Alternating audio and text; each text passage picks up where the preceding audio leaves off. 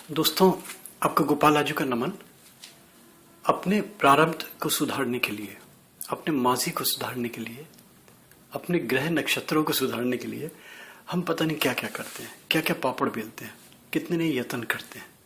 जैसे जिसकी सामर्थ्य, यथा भाव, यथा सामर्थ्य, यथा श्रद्धा।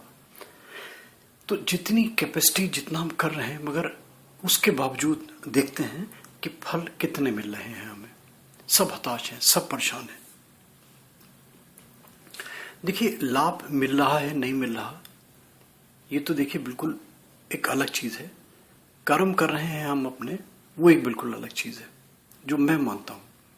क्योंकि आदमी की एक्सपेक्टेशन होती है कि आदमी ने काम किया, आदमी ने राहु का जाप करवा लिया, या आदमी ने शनि का दान करवा लिया, या आदमी ने केतु से संबंधित अनुष्ठान करवा लिया, और पता चला कि कल या नेक्स्ट डे इमीडिएटली या इंस्टेंटली उसको उसके सुफल मिलने शुरू हो जाए। देखिए, ऐसा नहीं होता। और ये तो आज के परिप्रेक्ष्य में आप देखें कि जो ये खराब हो रहे हैं हमारे ग्रह, हमारे हालात, हमारी कंडीशंस, तो इनके पीछे क्या यही कारण है? ग्रह नक्षत्री कारण है क्या? प्रारब्ध इनके पीछे कारण है? हम अगर अपने घर में तलाशें, अपने घर में झांकें और अपने पहले लोगों को देखें, अब से 15, 20, 25, 30 वर्ष पहले के जीवन में झांकें, तो क्या हमें अंतर नहीं दिखाई देगा? ध्यान से सोचें आप। पहले लोग संस्कारों में विश्वास करते थे। पहले लोग बाग वो कर्म करते थे जहां पर दया थी, जहां पर भाव थे, जहां व्यक्ति का मन किसी के दुख दर्द को देख के द्रवित हो जाता था, वो कर्म करते थे। और वो कर्म निश्चित रूप से परिवार में सारे के सारा जितनी नेगेटिविटी थी, वो सारे के सारा चार्ज कर देते थे। एक पॉजिटिव ऑरा जनरेट होता था, एक खुशहाली थी। वो खुशहाली देखने को नहीं मिलती आज। ध्यान से सोचिए आप। मैं जो देखता हूं, मैंने जो देखा, हर ग्रह, ये तो मानते हैं जो एस्ट्रोलॉजिकल वर्ल्ड में विश्वास करते हैं कि हर ग्रह किसी न किसी रिलेटिव को, परिवार के सदस्य को इंडिकेट करता है। जैसे जो आपका सूर्य है, ये पिता का कारक है, चंद्रमा है, ये माँ का कारक है, मंगल है भाई का कारक है, केतु है पुत्र का कारक है, बुध ग्रह ये लड़की का कारक है, बहन का कारक है, बेटी का कारक है, व्यापार का कारक है। एक ग्रह दर्जनों चीजों का कारक है। तो अगर हम मान लीजिए, हम कहते हैं कि हमारा सूर्य खराब हो रहा है, अगर एस्ट्रोलॉजिकल टर्मिनोलॉजी में बोलेंगे यार सूर्य हमारा बड़ा खराब हो रहा है, तो मुझे एक बात ये बताइए कि जो व्यक्ति अपने परिवार में अपने पिता को कष्ट दे रहा है, उसका सूर्य क्या अच्छा हो जाएगा? कैसे अच्छा हो जाएगा? एक पिता कलपता है, कलसता है, एक्सपेक्ट करता है, उसकी कुछ एक्सपेक्टेशंस होती हैं अपने पुत्र के प्रति, कि जिसको बचपन से उंगली पकड़ के चलना सिखाया, बचपन में उंगली पकड़ के चलाया जिसको, वो मोहताज कर दे पुत्र, उसको कुपुत्र बोले, रुलाता है, झिकाता है, तरसाता है, तो कैसे उसका सूर्य प्रबल हो जाएगा? लाख प्रयास कर लीजिए आप, लाख यत्न कर लीजिए, लाख अनुष्ठान कर लीजिए, अगर पिता सुखी नहीं है। सेम कंडीशन मां की ले लीजिए। चंद्रमा खराब है, मां का कारक है, मां को कष्ट दिया सारे जीवन, मां को रुलाया, मां का आशीर्वाद नहीं लिया, मां के सत्कर्मों का फायदा नहीं उठाया, उसको धिक्कारा, उसको तिरस्कार दिया। बहू आ गई तो और दुत्कारना शुरू कर दिया, और तिरस्कार होना शुरू हो गया। सुबह शाम कल्पना, सुबह शाम गाली गलौज। चंद्रमा कहां से प्रबल हो जाएगा दोस्तों उसका? सोचिए इस चीज को। सेम यही कहानी और ग्रहों को ले लीजिए, बुध को ले लीजिए, केतु को ले लीजिए। भाई बहन में झगड़ा हो गया, भाई भाई में झगड़ा हो गया, दूर के रिश्तेदार तो जाने दीजिए, अड़ोस पड़ोस की बात नहीं कह रहा, जो अपने क्लोज ब्लड रिलेटेड पर्सन्स हैं उनकी बात कह रहा हूं। तो कहां से ग्रह ठीक हो जाएंगे?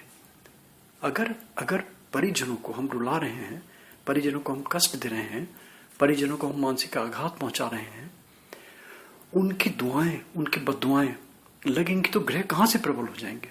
लाख अनुष्ठान कर लीजिए आप, लाख यत्न कर लीजिए आप, लाख धर्म में, तीर्थ स्थल में, गुरुद्वारे में, चर्च में, मज़ारों में जाके, समाधियों में जाके, पवित्र नदियों में स्नान करके लाख प्रयास कर लीजिए, लाख सर पटक लीजिए, कैसे ग्रह शुभ हो जाएंगे मेरी समझ में नहीं आता, जब तक कि परिजनों का आशीर्वाद नहीं मिल रहा।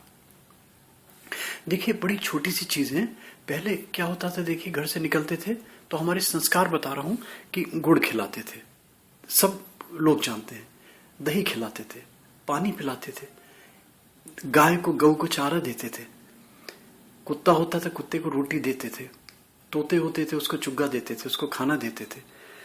देखिए मंगल को प्रभावित करना है, गुरु को प्रभावित करना है, शुक्र को प्रभावित करना है, चंद्रमा को प्रभावित करना है, कहीं किसी शुभ कर्म पे निकल रहे हैं तो पहले देखिए क्या होता था, गुड़ खिलाया।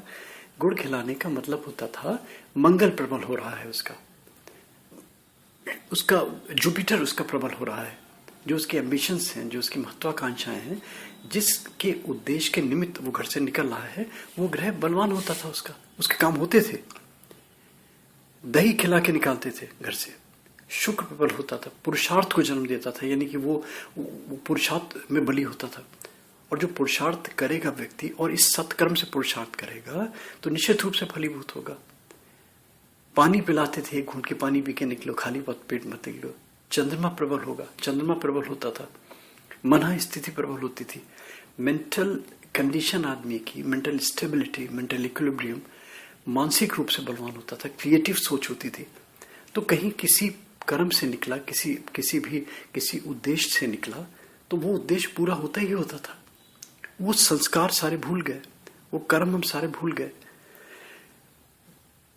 व्यापार को देख लीजिए, व्यापार से संबंधित कहीं ना कहीं कुछ ना कुछ ग्रहों का हमारे जो परिवार, अपने हमारे दायरे में जानवर पालते थे। छोटी सी उदाहरण बता दूं मैं आपको, तोता पालते थे, जो हमारे पेट एनिमल्स होते थे, वो सारी चीजें होती थी, उनको पालते थे हम लोग।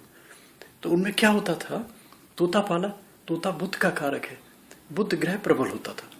ये लाल किताब में चलन है आज भी। गाय को हमने चारा डाला, गाय हमने, गौ की सेवा करी, गौ पाली हमने, शुक्र प्रबल होता था। केतु ग्रह को प्रबल करना था, कुत्ते को हम खाना देते थे, शुक्र हमारा केतु ग्रह प्रबल होता था। घोड़ा चंद्र का कारक है, अगर घोड़े को हम देते थे, घोड़े पालते थे, चंद्र प्रबल होता था हमारा। तो हमारे घर में ये सब चीजें, सारी चीजें हमारे मौजूद, हमारे घर में। पहले वो नियम था, गौ ग्रास निकालना, कुत्ते का निकालना, कौवे को निकालना। ये कौवा शनि का कारक है, कौवे के निमित्त खाना निकालते थे तो कहां पे फिर मार्केश लग जाएगा, कहां पे फिर शनि की 7.5 लग जाएगी, कहां शनि की ढैया सताएगी, कहां शनि की पनौती परेशान करेगी।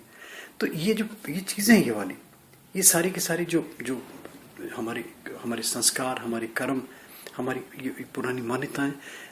बेटी के घर बाप खाना नहीं खाता था, याद है ना दिन, खाना क्या, पानी भी नहीं पीता था। पानी पीते थे, कहते थे पानी पिएंगे तो बुद्ध उनका निर्बल होता था, बुद्ध ग्रह कमजोर होता था। तो वो एक उनकी मान्यता थी कि खाएंगे तो हमारा बुद्ध कमजोर होगा, हमारा बुद्ध कमजोर होगा तो हमारे व्यापार में हमें हानि होगी। तो ये छोटी छोटी सी चीजें, विवाह का देख लीजिए, सबसे बड़ा वो एग्जाम्पल, हम जो संस्कार अपने भूल गए। दिन में विवाह हुआ करते थे, हमारी याद में हम देखते थे, रात में तो बहुत रेयरली विवाह होते थे, कभी किसी बिल्डे के होते थे। दिन का कारक सूर्य है, विवाह में सूर्य बलि होनी चाहिए। रात्रि का कारक शनि है, विवाह 99% आजकल रात्रि काल में होते हैं, और रात्रि काल में होते हैं हम अपना शनि बलवान कर रहे हैं।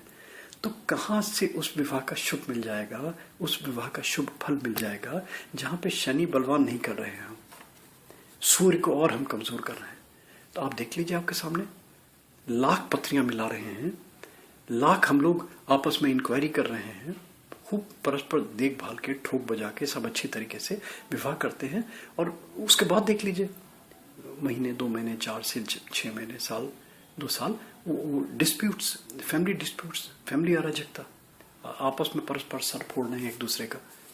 2 जने, 3 जने, 4 जने चैन से नहीं रह सकते।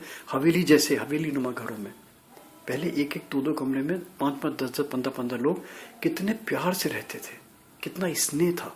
वो स्नेह इसी में ही बटोरा, सब जो बटोरा हमने अपने संस्कारों से बटोरा, अपने आपस के दायरे से बटोरा।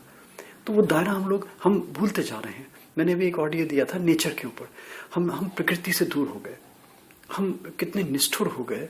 हमारे सामने गाय कलप रही है, मर रही हैं, कूड़ा खा रही हैं, पॉलिथीन खा रही हैं, कुत्ते सड़कों पे मरते दिखाई देते हैं, आंखों में आंसू निकलने लगते हैं, दिल द्रवित हो जाता है, तो भावना ही खत्म हो गई। अब क्या है, लड़के बाइक लेके भगाएंगे, कुत्ते को टक्कर मारेंगे, हंसेंगे, फिर 4 लड़के मिलके हाँ कुत्ते को मार दिया। ये संस्कार। तो इन अबोध पशुओं को जो कष्ट पहुंचा रहे हैं, तो ग्रह कहां से बलवान हो जाएंगे?